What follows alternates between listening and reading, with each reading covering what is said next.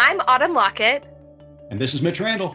And you're listening to Good Faith Weekly. Welcome to Good Faith Weekly. On this episode, Autumn and I are going to catch up. We're going to talk about the latest trends with COVID-19 and the Delta variant.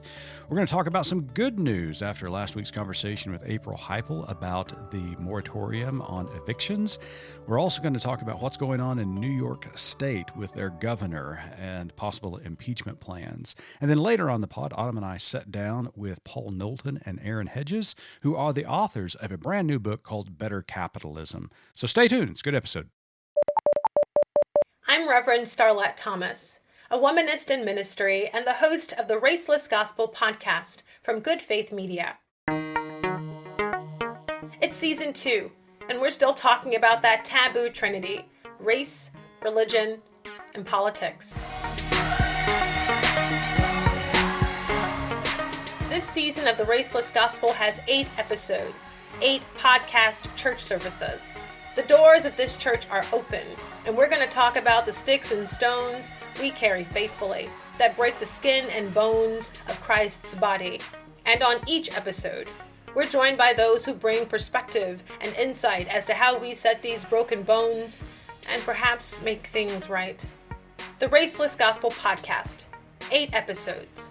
I'm your podcast pastor, Reverend Starlette Thomas. Join us as we discuss the church in North America's bodywork. Learn more at goodfaithmedia.org.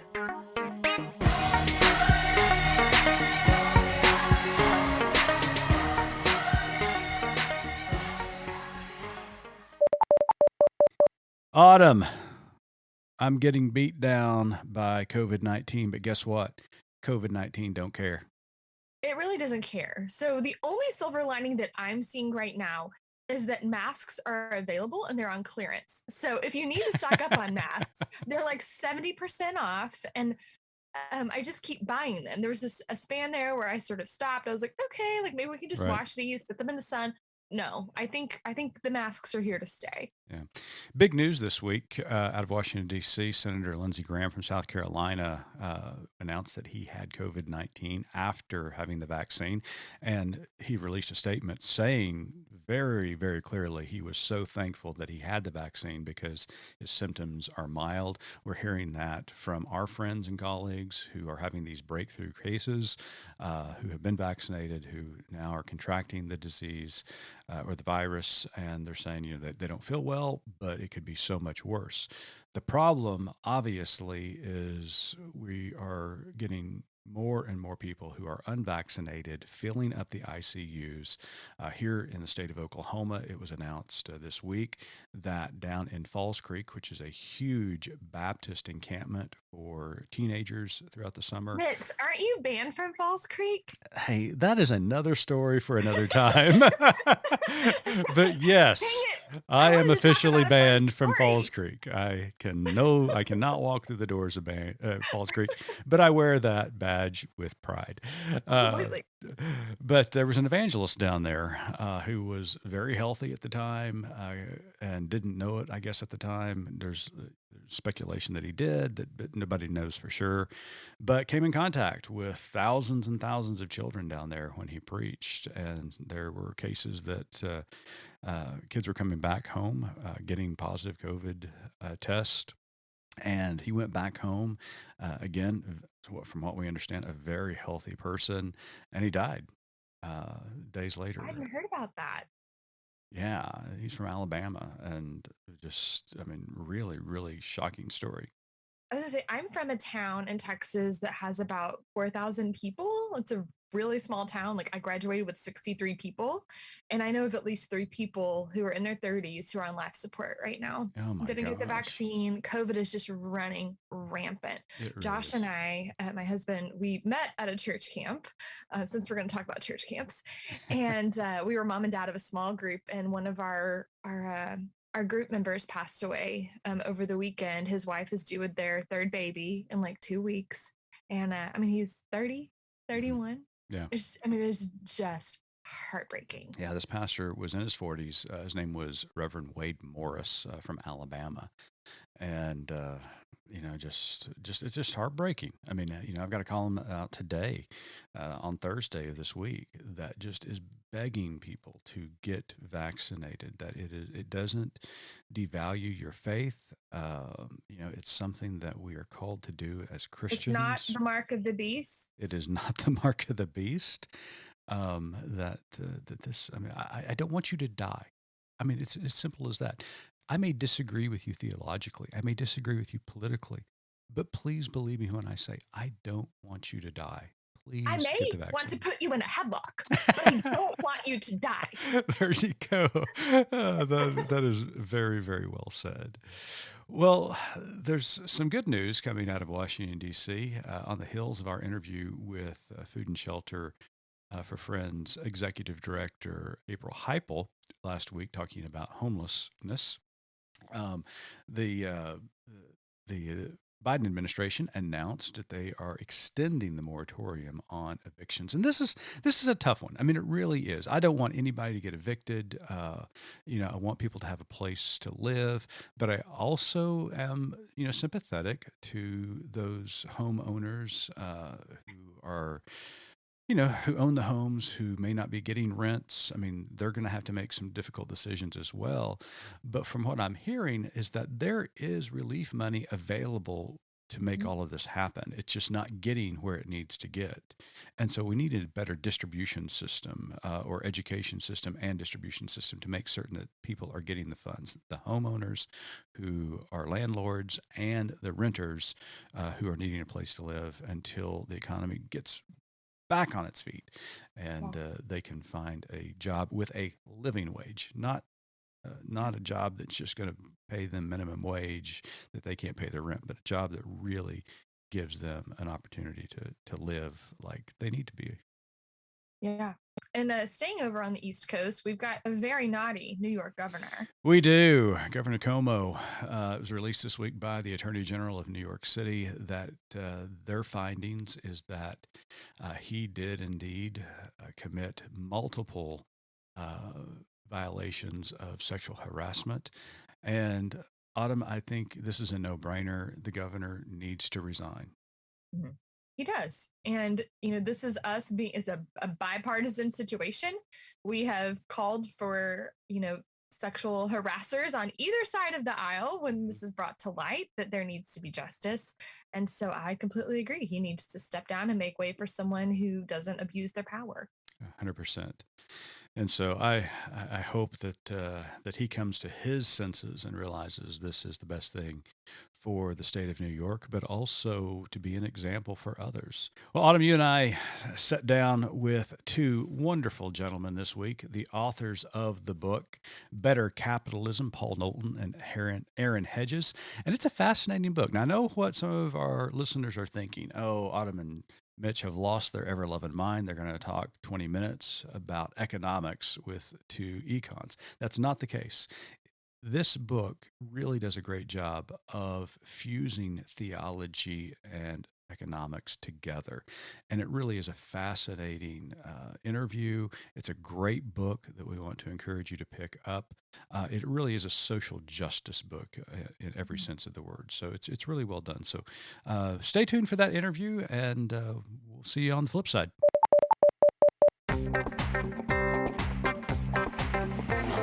I'm Jenna. I'm Ashley, and we're Reverends. Revs on the road.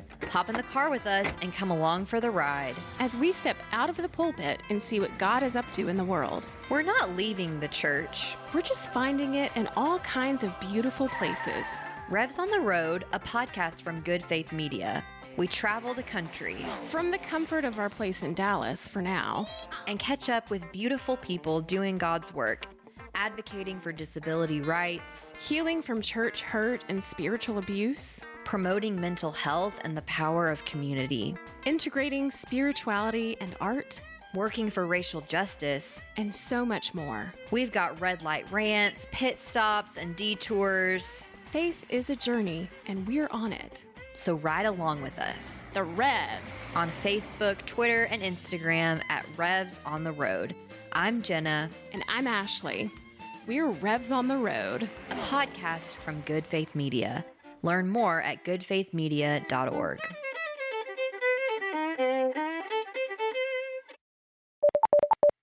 Welcome back to Good Faith Weekly, and we are very excited about our guests today. Paul Knowlton and Aaron Hedges have training and experience with one foot squarely in the world of business and the other squarely in the world of faith. They find that these two communities can be bridged for the immense benefit of both. Their new book, Better Capitalism, explores the possibility of moving from a plantation economy to an economy of partnership. Paul and Aaron, welcome to Good Faith Weekly. Thank you, Mitch. Thanks so much. We're very, very pleased to be here. So, Aaron, you are coming to us live from Knoxville, Tennessee. And Paul, where are you located? I am in Atlanta, Georgia. Oh, Atlanta, one of our favorite places to visit. We got a lot of employees at Good Faith Media who reside in Atlanta and Macon, so one of our favorite cities. So, and we do like Knoxville too, Aaron, just by the way. So, Good, yeah. So tell us a little bit about your backgrounds. The idea of writing a book about economics and faith is intriguing, and I'm sure our listeners would like to know about your experiences that led you to this endeavor. Sure, great question. I'll jump in there first. It's interesting to hear that you guys have a lot of contacts in Atlanta. That's where Paul and I initially met. We were both at the theology school of McAfee, which is part of Mercer University there in Atlanta. And so that was where he and I met each other and began sharing ideas and dreaming up projects. In my case, particularly, I was doing an MBA program at Mercer's Business School, as well as an MDiv program at Mercer's Theology School. And so within the same day, they're a few feet apart from each other across a little bit of sidewalk. And so, day by day, I would have maybe spiritual formation and then marketing, or Sermon on the Mount and accounting, and you could go on pastoral care and then corporate governance, but all just back to back. And it really just began to strike me how much each of those has to offer, how good each is in its own right, but especially how much potential there is for collaboration between what in that case are literally two different buildings, but often are treated as two different worlds. They seem so walled off from each other in our thinking, in our conversation. And so that was kind of the beginning for me, at least, was like, how do these come together well? And how can we actually be part of making them come together well? It was literally two different buildings on campus, and day by day, trying to be in both of them somehow. For me, the process that Aaron went through was similar. It just took much longer. I did not grow up in the church, although I've always been on an active spiritual journey. My intentional faith journey really kind of coincided with the start of my career, and it developed within the context of the marketplace, right? Early on, I was a draftsman, and I could put in earbuds and listen to a Christian radio. I could listen to, I went through the Bible on even back then cassette tapes, right? I literally grew my faith while working. So for me, professional growth and faith development, they happen hand in hand, if you will. The virtues and values that I was learning on the faith side, I honed on the marketplace side. So until the two halves just simply merged. For me, my lived experience is that economics and faith, they naturally coexist. Maybe as a person new in the faith, I didn't yet know they weren't supposed to come together, right? I was supposed to keep those two apart. I was supposed to know what filthy lucre meant, but that just wasn't the case. I grew into it naturally, I think, as part of that spiritual journey, frankly. So in my view, it really takes more effort to separate and compartmentalize economics and faith than it does to have them coexist, happily coexist, I would say. Well, both of your experiences are phenomenal, and it brought you together to released this new book, Better Capitalism, and it is outstanding. I got a copy of it right here, worked through it the last week or so, and it's very well done. You can find it at Amazon.com, Barnes & Noble, any other outlet where you buy books, but it's just really well done, bringing theology and economics together. So let's jump into the book for just a moment and talk about this concept of plantation economy. You define it as any human construct that creates or permits inequalities in support of plantation economics. Now, for our audience and for me, who is a simpleton, by the way, explain what you mean by plantation economics. Thanks, Mitch. It's maybe the best way I can share that is through a story or even two stories, and they're short stories, but part of that lived experience that I had in the workplace. I was a young associate, an attorney, and a young associate when we were at the annual retreat for the firm. The managing partner had met with a number of us and had just given us the happy news that we're going to get a raise. If you're at all familiar with how it works in the law firm or many other sort of kind of operations like this, that's great. You get the raise, and that means you get to work more hours to generate the money that's going to pay for that raise. Also, the partners have decided that they wanted to see more profit themselves. One of the unfortunate horse races in the legal profession is the ratings of profits per partner. And many partner and firms want to be at the top of that list, which means your associates get to work harder. So I was fairly new to that firm and decided that I was not going to engage in the conversation that was going on at that moment with the associates, now asking the partner, how are we going to have a work-life balance? How are we going to work even more hours and kind of keep sanity? And the managing partner, volleyed the first couple of questions. And then finally, in a bit of exasperation, he just exhaled and said, look, the practice of law is a plantation system, and you're all very well paid. That shut down that conversation. Yeah, and that phrase has stuck in my mind since. And that's almost how we open the book, is with that story. But we do a deeper dive, and explain what that really means. Plantation system. I experienced it also when witnessing a law firm sort of start to implode. And one of the problems that was happening right then is the associates were being just lured away by an expansion in the legal profession at the time. And we were getting offers to just go across the street for an additional, $20,000 or so. This meant sort of a battle at the partnership level about how to keep the associates from leaving, just being lured away. Mm-hmm. And one of the partners said, we're not going to increase salaries in order to keep them. They're FBUs. So FBU is not a phrase I learned in law school, but come to turn out later, learned out very quickly. That's an abbreviation for fungible billing unit. So fungible billing unit, that means you are just a cog in a machine, and the person that you are just doesn't matter to this particular operation, or in fact, really just maybe just to this particular partner who said that, right? But that gives you a sense of what plantation operations are like. It's the exploitation of someone or something, because it is a zero-sum game mentality, right? It is, for whatever the motivation is, it is, you must lose in order for me to win. If we step back a bit, we look at the big picture, we've got to acknowledge that much of the way we do business exploits either the environment or each other. For example, it's easier to become a billionaire when you have a large operation and don't pay all the employees a living wage, or you do other things that shift costs of the operation onto others. You pollute, and you don't have pollution controls on your operation. That is a phrase economists use. They call it externalizing. You get to externalize the cost of your operation. Well, the neighbors may not want to be externalized, with your output. But these are the sorts of things that we do to exploit each other, and that simply has to end, right? That leads to another concept that you mentioned, ownership society. So you recall the story of John Bogle, creator of index funds. You quoted him as saying, "Our ownership society is gone and will not return."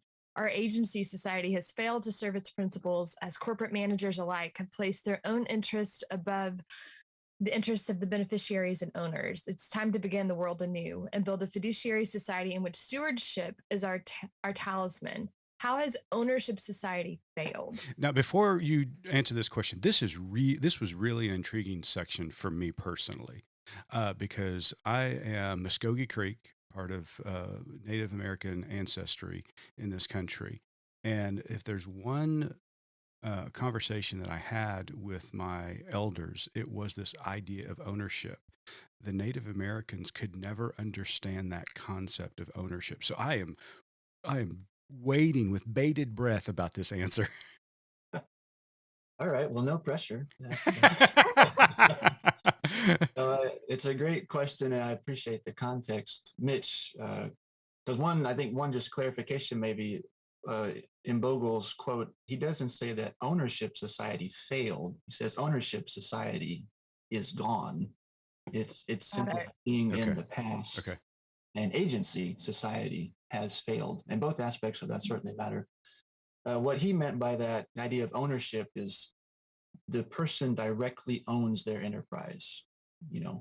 It's the family farm, it's the family-owned business or the individually owned business. And so the owner is directly there with direct visibility, even hands-on, knowing what happens, how it's done, what works, what doesn't work, caring about the whole.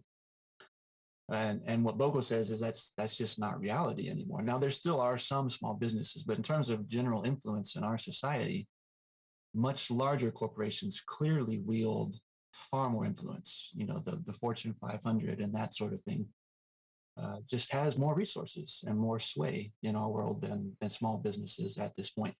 So that's what he means by the ownership society is gone. It, not in a sense of total extinction, but it is just less influential than this new thing of agency society. So an agency society, well, there are boards at these big companies, and in theory, they are the agents of the owners. So we're all shareholders, even if you don't own individual stocks. Somebody that you work for or your company has mutual funds that are owners of these companies. We all own them at some level, but we don't know what's going on there. We haven't met the staff. We haven't looked at the operations, looked at the books. We are relying on agents, namely the board members, to supposedly act on our behalf. Board members are supposed to serve shareholders and supervise even the CEO, much less other staff, so that the company is run for the benefit of the owners, including shareholders. And we'll talk more about not just shareholders, but at least the shareholders. And basically that doesn't work. And that's what the quote goes on to say. Inevitably, the agents are tempted by self-interest and they decide, hey, I like being a high-paid board member. I'm not going to rock the boat. I want to stay on the board. Right. And so they do things that keep them in a position of benefit rather than seeking benefit for the actual owners, the shareholders. And it's a real challenge. And so then when Bogle goes on to say, we need a fiduciary society. We need people that don't just act as agents in theory, but act in good faith, fiduciary, truly in good faith of those they represent.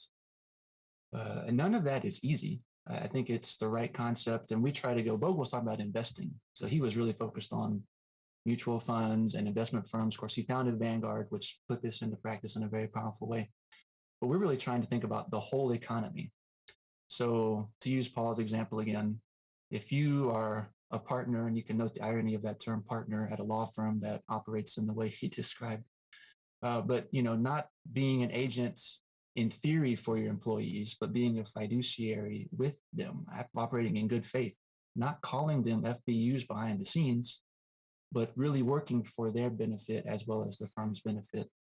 That's the idea of what Bogle's talking about. Ownership is not bad. It's just not what has sway in our world right now. What I love about the book is that you seem to be advocating from a move away from an ownership society to more of a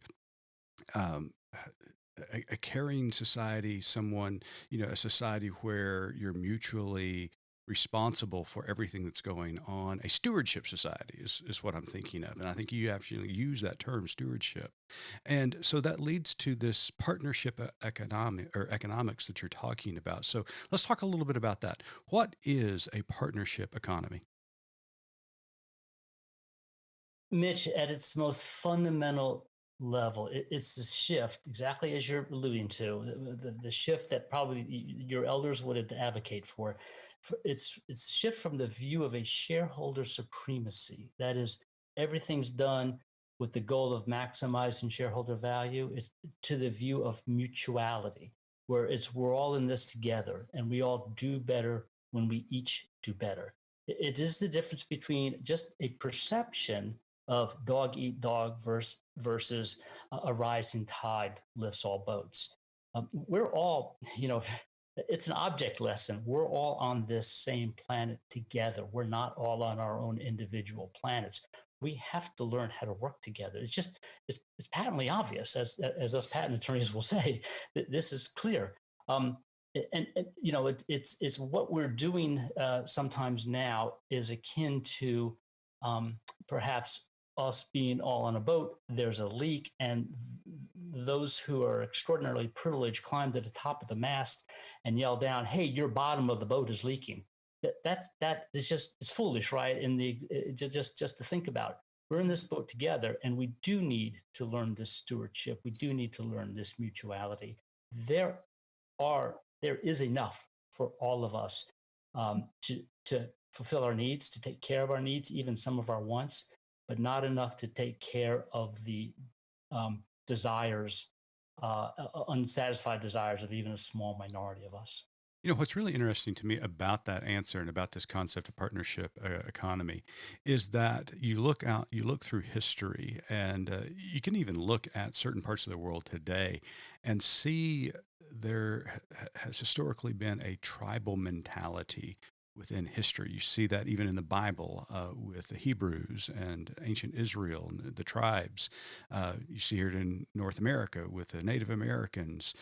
You see it in other parts of the world. When I travel to Africa, you see a very tribal presence, and the economy really is driven by the tribe and what you're contributing to community.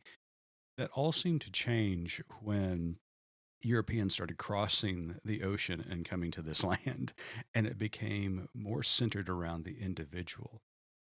Do you think this idea of moving from tribal to individual caused this plantation mentality?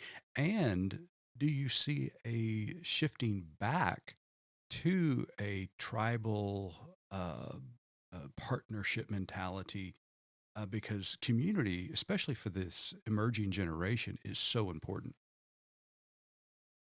That's a huge question, Paul. You mind if I take the first shot at it here?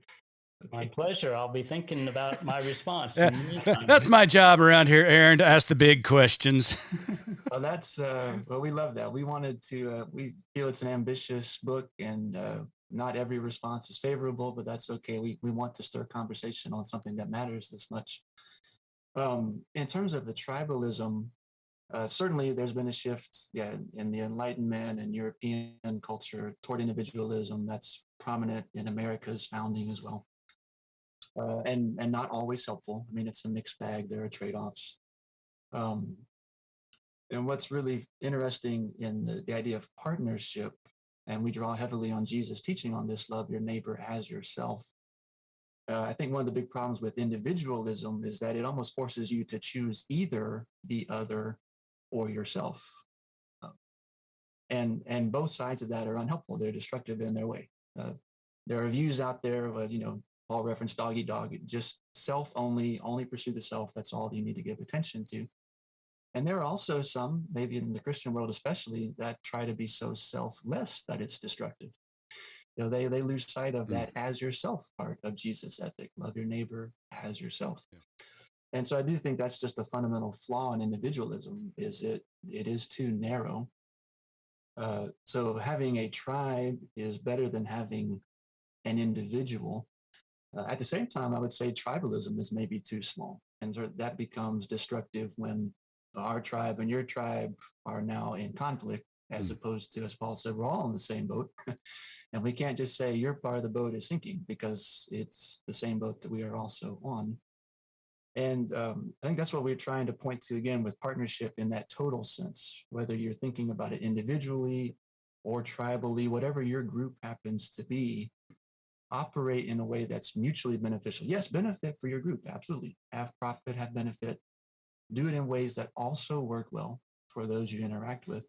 And to put a little bit of a point on that, I think one of the tribes that's easiest to disparage, including in economics, is the 1%. And we hear a lot of vitriol, right, about the 1%. And so our bigger tribe of the 99% really loves to get on board about bashing the 1%.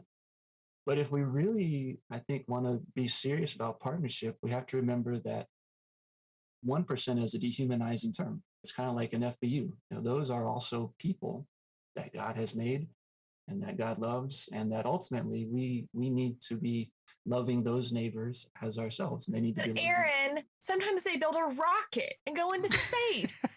And it's just really wasteful. It is. That's right. The things that people do can be incredibly destructive. The people who do them are people. I hear what you're saying, though. Yes.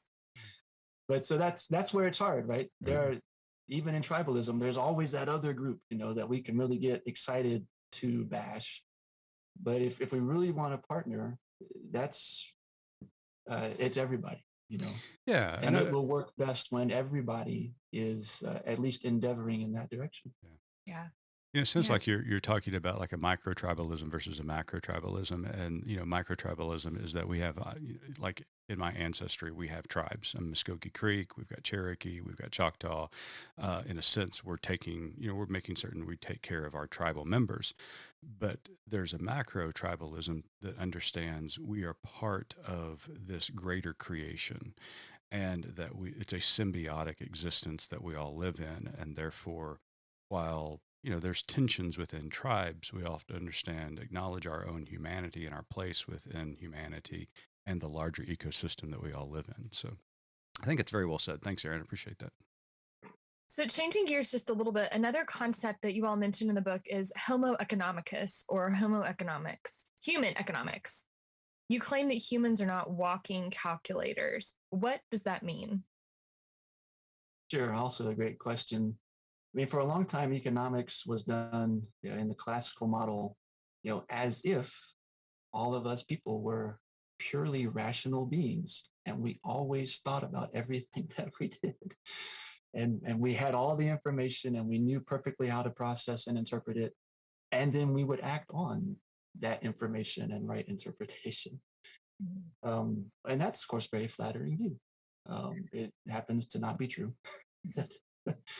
And more recently, economics, there's a whole field now called behavioral economics, behavioral finance, things like this, that just take into account the realities of human behavior.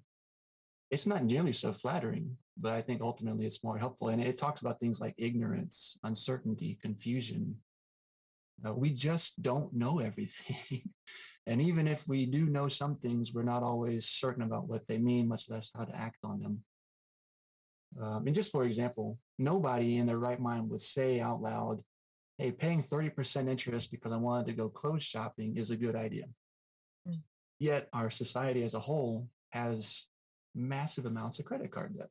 So we know that's not great, but we do it anyway. Kind of like billionaires blasting into space. We swipe our cards and then don't pay the balance and end up paying more. So it's not flattering, but it just means that part of the human reality as pertains to money is it's messy. Right. And if we can acknowledge that, maybe we can make real change as opposed to just theoretical ideals that don't hit. What I loved about this section, Aaron, was that it was as though it's hard to put a value on a financial decision that you make in your life. And let me give you an example of that, because when I read through this, there was an example of my own life that just leapt off the page. And that was 10 years ago, my wife and I decided that we were going to dig a big hole in the back of our yard. and call it a swimming pool. We call it affectionately the worst and best financial decision that we ever made, because we recognize we recognize that it's not going to add any value to the home. It's, it is what it is, and we spent a lot of money on it. But here was the best financial or best economic decision we made. I had teenage sons, and they were in my backyard throughout their high school career, and their friends were. Now, with them away as adults, now we're able to have Autumn's children and our friends' children come over and enjoy the pool. It's hard to put a value on that kind of investment that you make. And so when I read this, and I'm not a human calculator, yeah, it didn't make sense. Financially, it didn't make sense for us to do that. But the value that we have gained from that over the last decade was insurmountable. I wouldn't trade it for the world. That's such a great example of, economics in a more robust sense, just a little broader view. Yeah. Now, one of the major themes throughout this book, and doggone it, you tried to bring theology and economics together, which you did brilliantly. You stated in the book, too often economics and theology are treated as unrelated. Now, why do you think these two disciplines need to be partnered together? But before you answer that, why do you think that they've been separated for so long? From my perspective, and my hopefully my Lloyd Allen, my church history professor, won't be embarrassed by my historical answers here. It's just there's been this separation, this concept about economics from the church perspective, that it is filthy lucre, right? It is part of the split society, is part of the split world that we live in. The physical is different than the religious and the spiritual. And this is the earthly things we don't want to deal with. We want to focus just on the spiritual and the religious. So that's a false dichotomy. That's a false split. So we've turned away from our understanding of money. We've ignored, I think, to a great extent, the economic lessons in the Bible. Very quickly, Psalm 50:10, right? God owns all of the cattle on the hill. That is an economic statement. He is the cattle and other animals were the commerce of the times. That's how you made exchanges very often. There was money was evolving, of course, but we did our sacrifices. To sacrifice a bull was to basically total your Lexus, and that's an economic loss. We don't understand, I think, a lot of times the economic perspectives and the lessons throughout Scripture, and they're not. Maybe that's just it. It's part of the confusion around the fact that we live in an economic world. Every exchange, from a dating couple, as Aaron has pointed out, to the UN, it's everything. There's an economic aspect to all of it. It doesn't have to take primacy in our lives, but it's a part of our lives. Founder of Sojourners, Jim Wallace, used to say that budgets are moral documents, and whether that is a federal government or whether that is a family budget, I think that goes without saying. There is this spiritualness to it. There is this moral code, this ethical code when we're dealing with money, and the Bible does not shy away from that. It talks about it quite frequently. Unfortunately, we've gotten really good at compartmentalizing all of aspects of our life. That here's what we do with our economics. Here's what we do with our theology. Here's what we do with our governance, and we don't think any of them should intertwine. But the reality is, they all intertwine and they all play off one another. So I thought that was really interesting in the book. So you guys also tackle the problems of racism associated with inequalities. Can you briefly explain the importance of the relationship between racism and economy? My perspective influenced the writing there, and I think Aaron was, of course, congruent, but there's this concept of immutable characteristic, right? It's the characteristics we have no control over: race, gender. We carve out exceptions for religion, but I learned those concepts in civil liberties in law school, and for me, this idea of a immutable characteristic just solidified my thinking that racism is a false construct. But where we have it, where it exists, and it exists in throughout plantation system economics, it is then a factor that's used to judge another person. And when we judge, we start to exclude, we start to shut out. So for us, we connect the dots from judgment on immutable characteristics, racism, gender, age, discrimination, however we want to, whatever bucket we want to discriminate against. It is then we use to separate that person or people, divide them, push them aside, and then exclude them from the party. In a lot of cases, economic success. That's how we see that. But we also see, economic inequality in a lot of ways right now. Almost race almost might become or discrimination may almost become a secondary factor. When it's about power and control, everybody after that's an FBU, right? Everybody after that is a tool to exploit. If it's about power and control. And I think that that the church really can help with, I think at this time, is the theology of enough. If we can teach a theology of enough. And we introduced the concept in the book, and we actually have what we call enough factors. Right, here's some reasonable numbers by which we can maximize our own income and maximize our own wealth. And at this point, that's enough. We can live very well on this amount, and now you can figure out what to do. When Jesus says the poor will always be among you, I often wonder, isn't that because they're how the rich learn to share? We saw this idea of economic inequality, especially generational, up close when we visited Tulsa, Oklahoma this summer and commemorated the 100-year anniversary of the Tulsa Race Massacre. A lot of people know about the 18 hours of hell that North Tulsa went through with all of the killings and shootings. What a lot of people did not realize that we learned a lot about in our time there in Tulsa was what happened after the fact. The reason it was called the Tulsa Race Riot was for insurance purposes, because the centralized part of the North Tulsa was the Black Wall Street, and it was incredible. They're sustainable businesses. Lucrative. It was really amazing. But because they called it a race riot for insurance purposes, then when the claims started coming in, they were denied. And so a lot of businesses were not allowed to build back. And of course, then, on top of that, redlining began to be a thing. And all of a sudden, you had this incredible community that was prospering. And because of racism, it has put into place a generational system of inequality. There was no way generational wealth was handed off to the emerging generations that were coming up behind these people.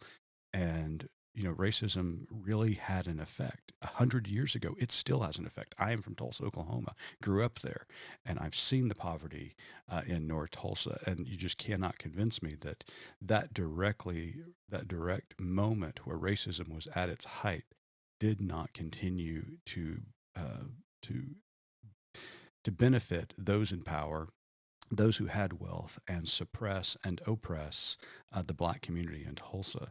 And so, I think your section on racism is really valid and really well stated.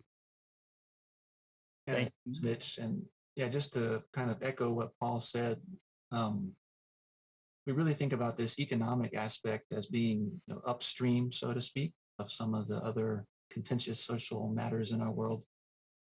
Because until that power dynamic is addressed more at the root, including the very real economic aspect of exploitation, then you can talk about diversity all you want, but if we're diverse in a system that's still exploitative, we haven't really gained anything. We need to be diverse in a system that is beneficial. And so we're really trying to get behind the sort of surface eruptions and go more to the root if we can.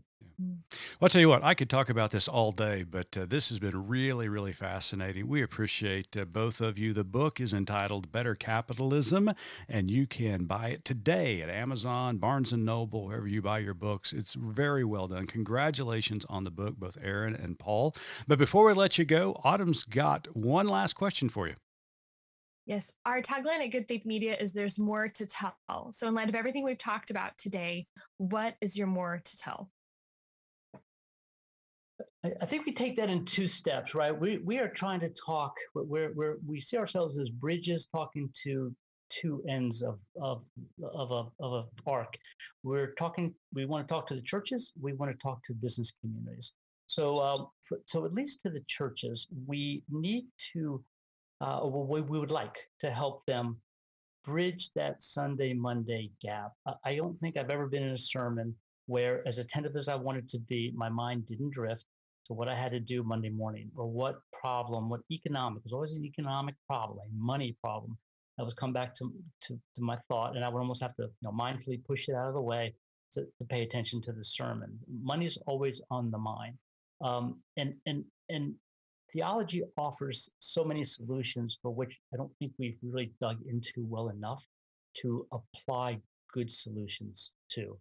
So that's what's one way we'd like to continue the conversation. We would love to be able to speak to churches in every sort of function and way. I'll use a broad term more broadly. Sorry, houses of worship, right?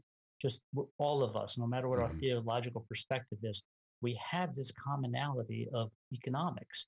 And I think the faith traditions are uniform when read properly and read clearly about the mutuality from Mitch, from you and your elders to my European ancestors. Just wherever way we turn, done well, we can integrate theology and economics. Aaron can. Sure, that's right on. We want to have more to tell in both of those directions. If you love business, money, great. There are things to tell to people of faith and to listen to, and vice versa. If you love faith, religion, theology, there are things to tell and to listen to for money and business. And I think for Paul and I, we love more to tell. We also kind of like more to do. And really, that's the whole part 3 of our book is, don't just have some ideas, but put them into practice. And really, the rubber meeting the road is the hardest part, but also the most important part. So if you're intrigued by anything that's been said here, we would definitely encourage you to think about how it takes shape, in actual living. Yeah. And we only touched the tip of the iceberg today as we talk together. The book is really, really outstanding. And I know what you're thinking, listeners. Okay, this is a book on economics, snooze. It is not. It is anything but that. It is intriguing. It needs to be on any serious Christian who wants to think about these important issues. It needs to be on your bookshelf. It is really, really that good.